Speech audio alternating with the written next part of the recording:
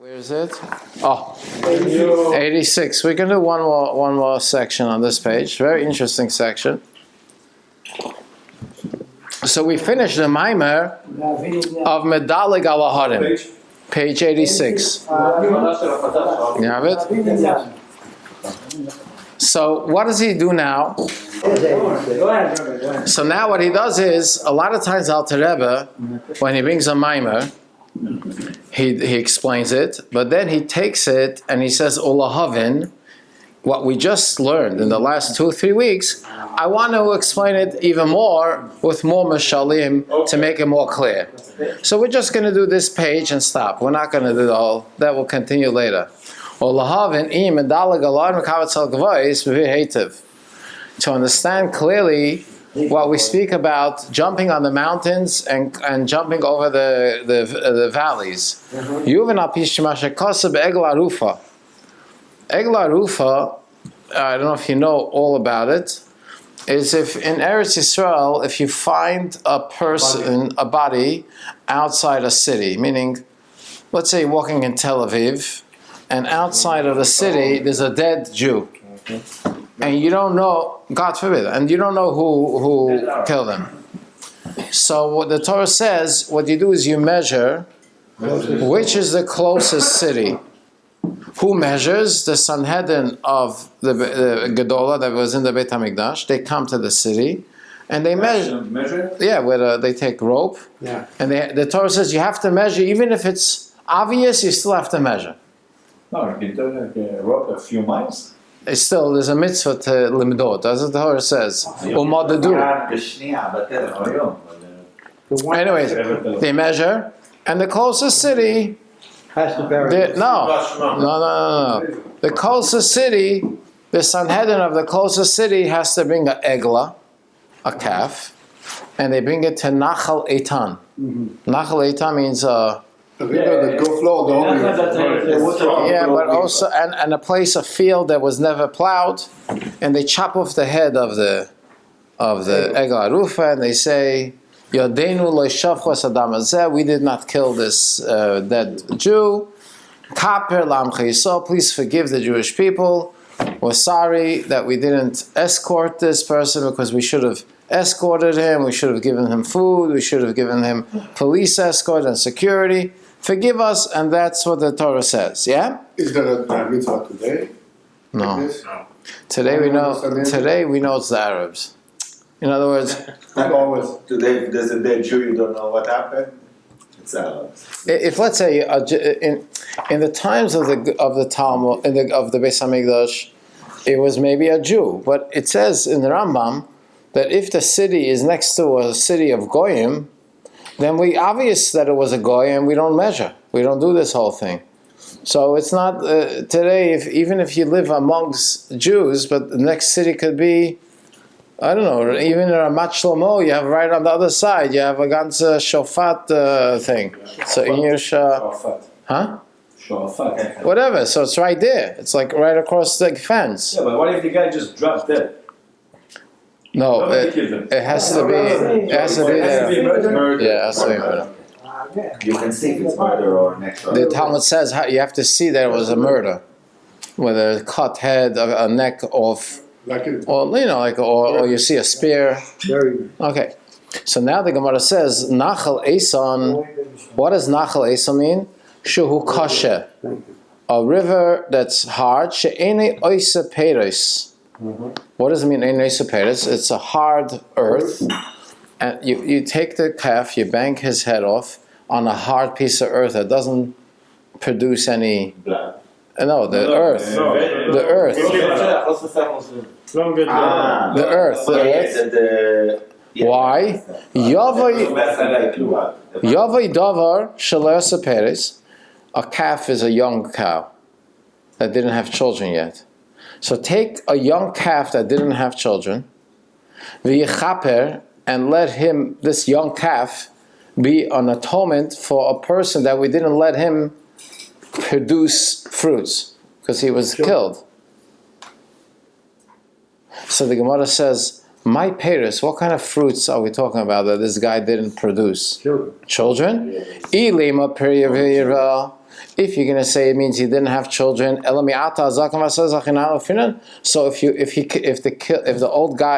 if the guy that was killed is an old guy that can't have children, or a saris is a person that couldn't have children his whole life, so we don't do the egla arufa.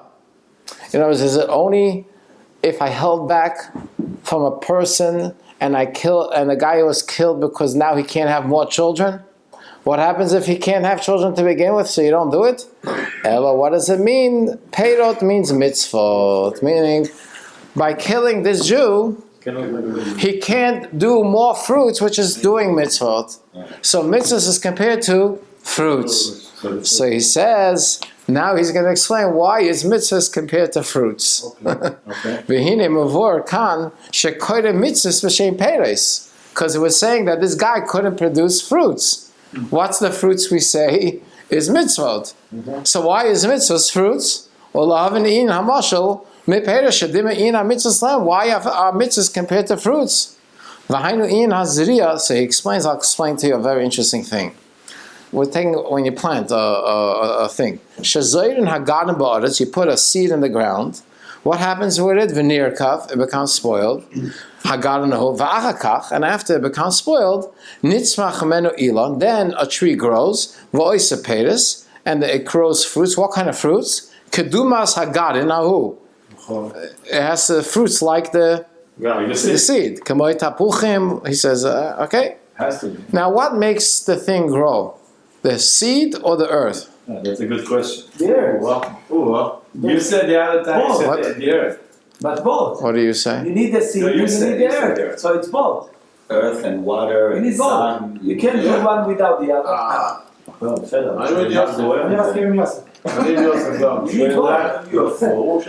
מה קורה בזה? זה כמו בעל ואישה, אתה לא יכול לעשות אחד בלי השני. מה שדיברנו פעם שעברה. No, but I'll tell you what he says. He says like this. Let's read it inside. Ikar hatzmicha. The reason this tree is growing and giving fruits, hu mikoyach hatzameach shabaretz. Okay. That means what's making this tree grow is that in the earth there's a koach hatzameach, energy that makes it grow, which is memaimer tache haaretz desha. Hashem told the earth, you remember by on Tuesday, tache haaretz desha, that the earth should grow. Desha is grass. So that means that word that Hashem said that the earth should grow, that's the energy the earth gets. It's a spiritual energy. And if you don't put a seed, it could grow, it could keep growing without an end.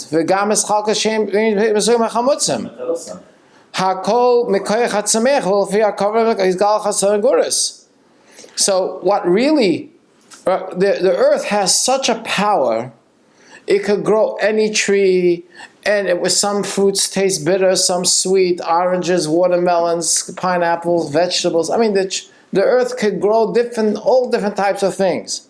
So why do I have to plant the seed inside? If it's mainly from the earth, why do I need to put the gut in? Because that's your part. That's the part that you have to do.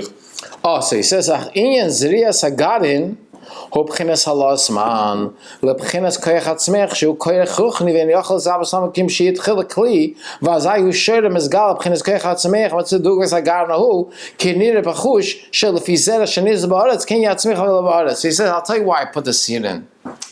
The seed is like an awakening to awaken the earth." To now use its koach that the earth has, but to grow the fruit that the seed is telling it to grow, which is who's the kli? The earth? The earth is the koach hatzameach. And who's the kli? The seed is being moider. How? By the seed becoming spoiled, rotten. Now that seed puts into the ground is serusa delatata. That means awakening. And that wakes up the koach hatzameach that's in the earth, and it's now going to grow what the seed told it to grow. Apples, if it was an apple seed. Orange, if it's going to be orange seed. It's not going to grow from an apple seed. You're not going to have watermelon. You're not going to have tomato juice from an apple seed. So you need both. Exactly, but In other words, what makes everything grow is the koach hatzameach ba'aretz. That makes everything. But what's ma'orer? What awakens the koach hatzameach to make an apple and not a pear? Seed. And not a vegetable is the seed that's awakening the koyach to do that. Can you grow a seed not in the earth? Like what? Like in Tzemach Geffen. Yeah, I do. You can, like, Water. Okay, you mean the greenhouse stuff? No, you still need oh, to the see. cotton, how the cotton ball, they put the seed inside with some water. You still need This to is- see. this is what- Sprout, but it's not going to make a tree. Still requires. Okay, yeah, that's something else. That's just But in the There's water.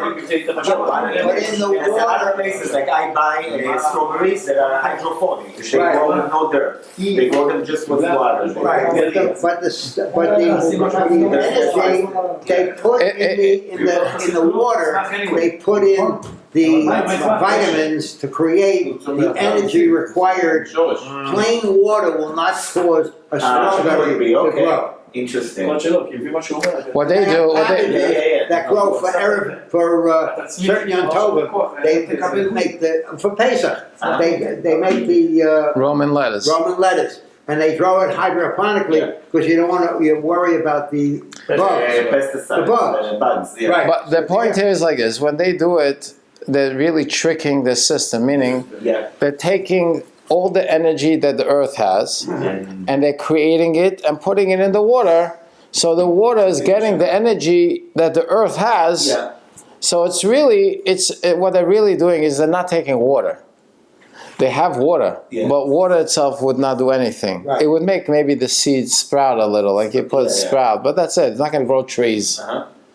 But by putting all the minerals and all the things that In the water. so it's as if there's earth. Yeah. Right. Yeah. They just, it's almost like someone extracted the earth and put it into a liquid. That's basically for a year. I was growing here. I was growing snow and broccoli. But could Only with you? water. But I want you to try only with water an apple tree. Could it? No. No. Eretz Israel. It's not gonna. It works for Yeah, that's why they vegetables. call it macro because it's. No, it's vegetables, these things, but you're not going to grow trees from it. No. Trees need the koach hatzameach. Right. Rabbi, they're growing now in Eretz Israel. They just started it, and they're going to plant 5 lakes like this that are going to make the fish that makes sushi. They expect in Eretz Israel they're going to have close to 20 million pounds of fish growing in the desert to export and to ship all over the world. When And pools? Following. into an order. They already started. Okay. Pictures. Okay, well, let's go further. Hey, let's keep going. Let's finish this piece and that's it. So now you understand how seeds work? Now the same thing with mitzvah. Exact same thing. Now you know why mitzvot is like fruits. Now look how it works. Now that I understand how fruits work, now I'll understand how mitzvah also is the same thing. Why? שאור אין סוף הנמשך ונצר מזבח נגב השם זריע canal והיינו כי באמס לגבי עצמוס מזבח הקל. God is above any of the sfirot and everything. For the essence of God, God is above everything. Even Chachma, which is the highest of the 10 sfiros for Hashem, it's B'chinas Asiyah Gashmis.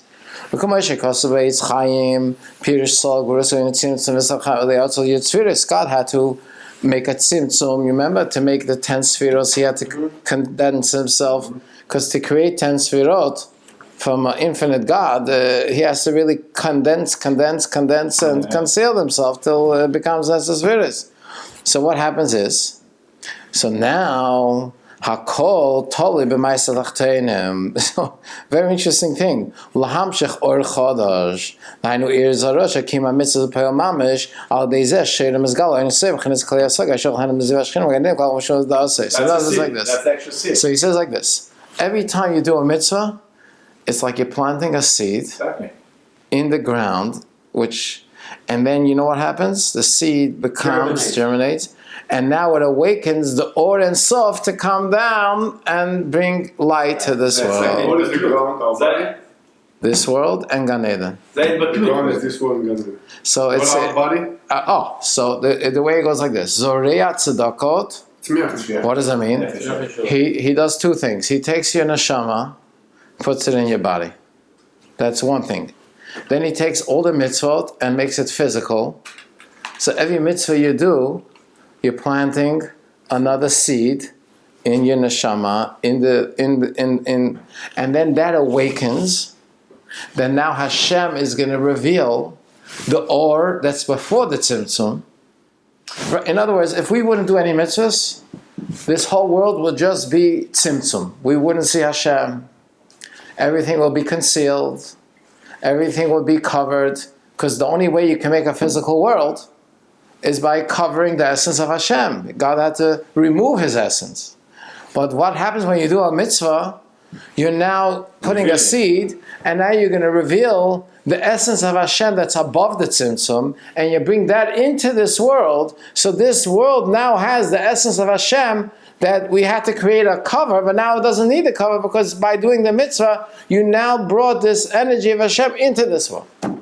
So the mitzvah is like the seed, and you put it into this world, into yourself, and into this world. By doing so, you're now awakening that it's going to create that this new light of Hashem is going to be revealed that's not here.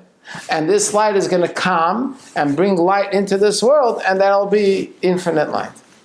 You get how it works? So every mitzvah you do, you're planting a seed. Zoreya tzedakot, matzmiach Yeshua. You plant a seed, you do a mitzvah, comes Yeshua. And that's how you get this whole world infinite in that way. Okay, so we're finished. This is Rabbi Chananya ben Akash Shemer,